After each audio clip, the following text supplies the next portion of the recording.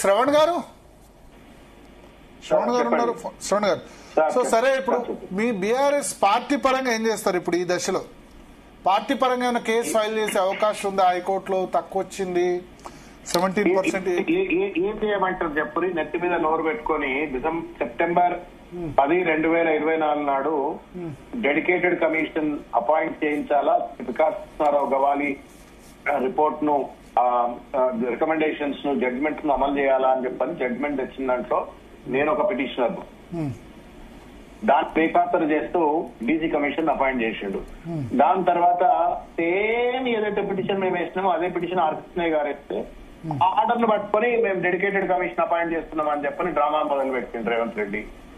Drama మీద drama, తప్పు మీద తప్పు, తప్పు మీద తప్పు, మోసం మీద మోసం చేసుకుంటా ఆఖరికి ఇక్కడ దాకా వచ్చిండు. ఏం చేయమంటారు చెప్పరు? తలకాయ పట్టుకొని కూర్చున్నారు వాళ్ళ మొత్తం బీసీలంతా. అరే వస్తాయనుకుంటే నోట్ల మన్ను కొట్టిండు కదా అని చెప్పని ఆశ్చర్యుడై వాళ్ళ కూర్చున్నట్టు పరిస్థితి. వెనకడికో సామెత ఉంటది, తివిరి ఇసుక నుండి తైలంబు తీయవచ్చు కానీ మూర్ఖుడి మనసు రంజింపజేయలేమని. మూర్ఖత్వంతో ఈ ప్రభుత్వం వ్యవహరిస్తా ఉంది. రేవంత్ రెడ్డి గారు కేవలం ప్రజలను మభ్యపెట్టి, ఢిల్లీ వాళ్ళని మభ్యపెట్టి, బీహార్ ను మభ్యపెట్టేందుకు, మహారాష్ట్రను మభ్యపెట్టేందుకు ఈ మొత్తం వ్యవహారాన్ని వాడుతున్నారు. సర్వనాశనం చేసి పడేసినారు. మళ్ళీ 5 ఏళ్ల దాకా లోకల్ బాడీలో బీసీలకు న్యాయం జరగదు కదండి. అంటే నువ్వు ఒక 5 జనరేషన్స్ డెడికేషన్ కదా రేవంత్ రెడ్డి. ఏం పాపం కాదు. 200 కోట్లు అండి. 200 కోట్లు, 2 కోట్ల మంది ప్రజల యొక్క ఆశలు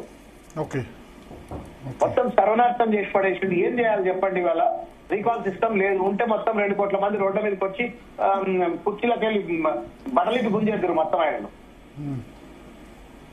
లేదు, ఇవాళ సిస్టమ్ లేదు, ఆపర్చునిటీ లేదు. కాబట్టి ఇప్పుడు నా గుండు గుర్త 5 ఏళ్ల కాంట్రాక్ట్ ఉన్నది దోసుకు తింటా ఉన్నారు. ఇవాళ 3,000 కోట్ల కోసం 2 కోట్ల మంది ప్రజల గొంతులు కోసేసి వాళ్ళ బీసీలకు రిజర్వేషన్ ఇవ్వకుండా వాళ్ళ ఆత్మగౌరవాన్ని కించపరిచే విధంగా నువ్వు ఇవాళ 17% ఇచ్చి వాళ్ళ నోట్లో మన్ను కొడతావు 3,000 కోట్ల కోసం అని చెప్పని. ఇవాళ కొత్తగా ఇవాళ హరీష్ రావు గారు ఒక ప్రెస్ మీట్ పెట్టి చెప్పిండ్రు 50,000 కోట్ల రూపాయల స్కామ్. ఎన్టీపీసీ దగ్గర 2400 మెగావాట్స్ పవర్ అవైలబుల్ ఉండగా 4 రూపాయలకు అవైలబుల్ ఉండగా 10 రూపాయల కోసం అని చెప్పని అలా కొత్తగా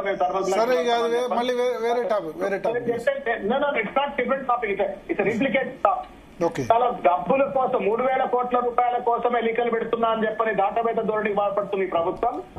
ఒక పక్కన హిల్ టాప్ అని చెప్పని 5 లక్షల కోట్లు, 50,000 కోట్లు పవర్ కోర్టు మీద, యూనివర్సిటీ పేరు మీద దోపిడీ, ఇష్టం వచ్చినట్టు దోపిడీ చేస్తా ఉంటే అది వేరే ఎట్లయితే సార్? అది ఏదో లింక్ ఇది. దోపిడీ సామ్రాజ్యాన్ని నిర్మించడంలో బాగానే ఇవాళ బీసీలకు రిజర్వేషన్ ఇవ్వకపోవడం. శరత్ గారు